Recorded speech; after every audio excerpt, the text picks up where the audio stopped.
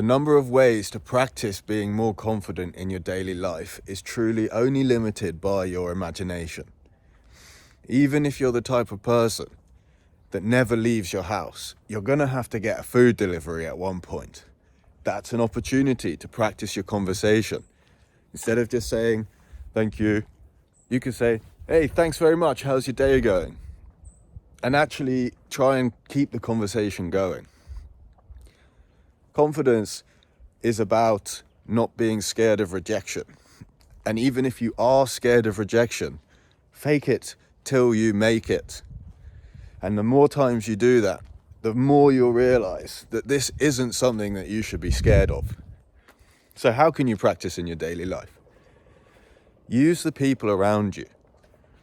If you're walking down the street and you're scared of starting a conversation, tell a little white lie.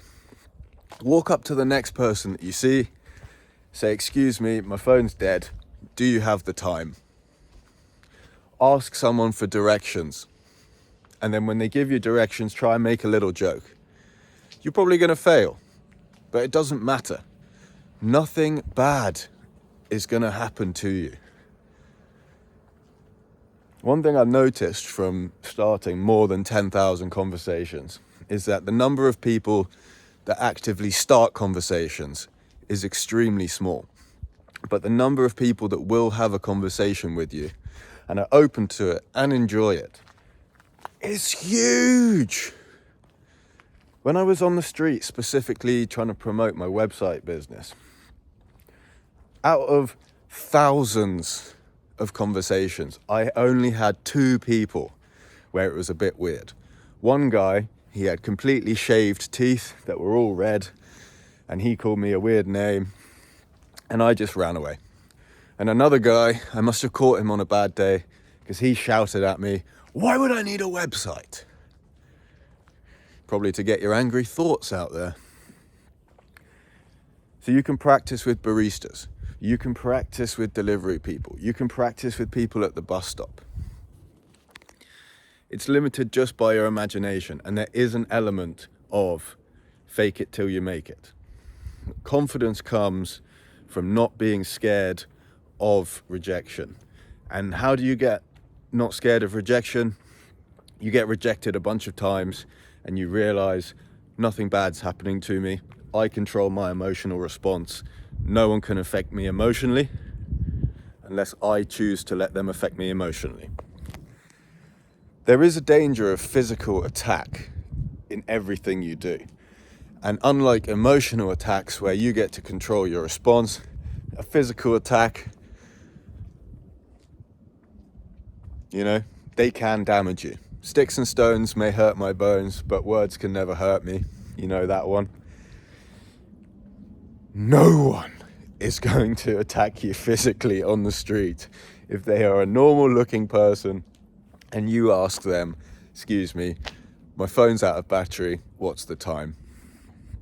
Excuse me, do you know the direction to such and such? Especially if you don't approach them with aggression in your voice. And so if you want a couple of tips here before you actually approach someone and before you talk to someone, put your shoulders back, talk a little bit louder than usual, not too loud, have a smile. Excuse me, my phone's out of battery. Do you know what the time is? And then they give you the time and then you try and carry it on. You say, great, thanks so much. How's your day going? They'll say, okay, great. They might give you a tip bit.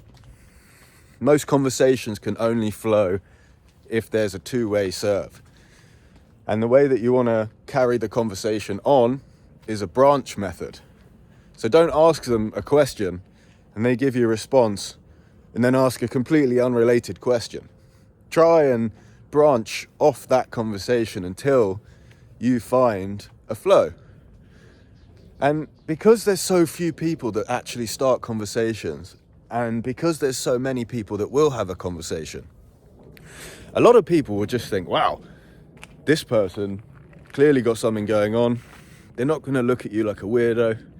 And even if they do, there's 9 billion people. You can't run out of people.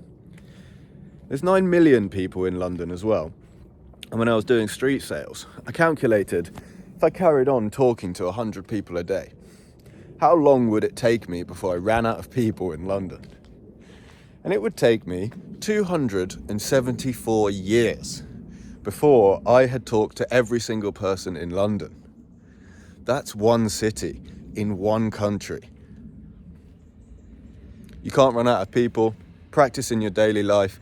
If you need help talking to people, send me a message.